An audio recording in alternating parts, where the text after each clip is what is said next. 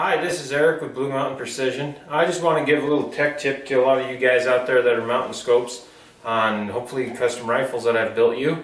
But anyways, this is for everybody. This goes to anybody who's trying to do their own scope mount job at home. This is just going to be a quick tech tip on the don't do stuff. Underneath your action right here, you have your threads of your tenon of your barrel right here.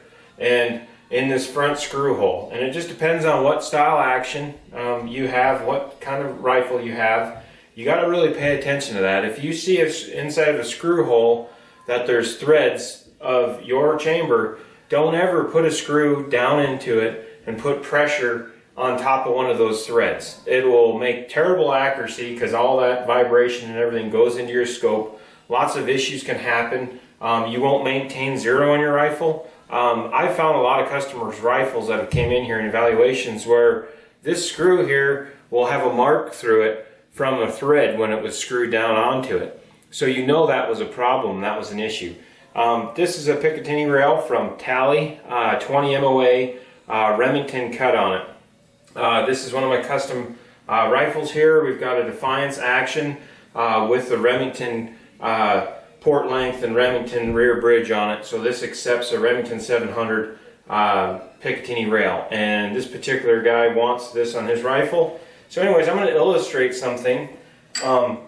This is your front screw. You notice all the screws here I got laid out. They're all the same length on there. Some Tally's really good about that. They measure all that stuff out, so you don't have to get screws that are too long. But a lot of companies won't, or if you just have a random kit of scope mounting screws and whatnot, these are an 8x40 screw, and they're the right length because Tally made them. But I'm going to double check that. So anyways, what I just did is with their Torx that they sent with, it just works good because of the angle on it. You can see how many turns you go. So anyways, the mount's just snug right now. And I mounted that screw, put that screw down through into where the threads of the tenon of the chamber is. So anyways, I'm just going to back this out with slight pressure pulling up on this Picatinny rail. And you can do this with rings, any kind of style of rings that you use. We're going to be using Hawkins rings on this particular one,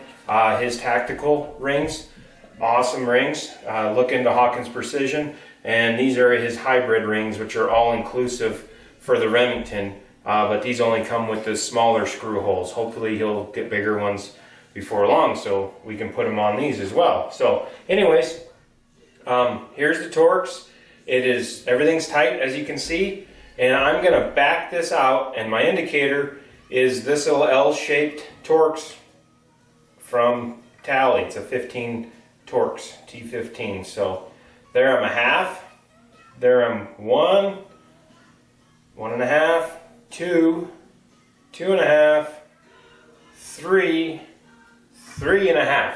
It just popped off, probably about 3 1/3. I was just getting to the half and it popped off. So anyways, what that tells me is how much I have for threads going down there, okay? So I just measured that part. And you can do it either way. You can do it this way or that way, but I'll tell you the maximum. I just don't like to jam the screw down into the threads. So now what I'm going to do is I'm going to pick up on this screw here, this 8x40 screw, and I hope you can see this in the video here. But I'm just going to start it just a little bit and find where it likes to start. And I'm looking at the top of the L of this Torx as well. So right there is where it likes to start. And yep, it's locked in right there. So my Torx is facing that way. Now I'm going to count how many revolutions of the Torx, top of the Torx wrench, goes down to know how much clearance I have in there. So that way the screw does not push into that thread tenon and ruin your accuracy of your optic and your rifle. So anyways, here we go. That's half, 1, 1.5, 2, 2.5, 3, 3.5, 4, which is over already, so that's 4, right? So Tally did their work, right? And made the right length screws for all these. And 4.5. We just went 4.5 turns, and it just is touching it. And that's not going to hurt anything, just finger pressure touching it. So that screw right now is bottomed out against my barrel thread. So anyways, that's 4.5 turns, and as you've seen in the beginning, I went 3.5 turns here. So that screw is never gonna touch that tenon on there. And this is just an easy way at home that you can check this and that you don't have screws going into your thread tenon and wrecking your accuracy on your rifle. This is a real easy way to check this out. It's really even easier to take it over to a bench grinder if your screw's too long and just hit the face of your screw until you know you have enough clearance. Leave at least a turn to 3/4 of a turn of clearance in there so that screws away from that thread. So anyways, this is your tech tip from Blue Mountain Precision.